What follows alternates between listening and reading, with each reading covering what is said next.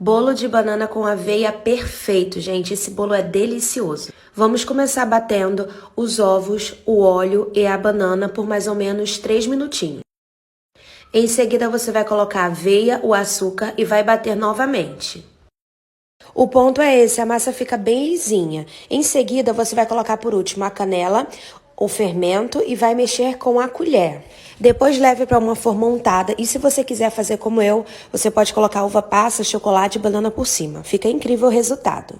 Em seguida é só levar ao forno a 180 graus por 35 a 45 minutos e o resultado é esse. Gente, fica incrível. Se você gostou, não esqueça de curtir, salvar. Um beijo e até a próxima receita.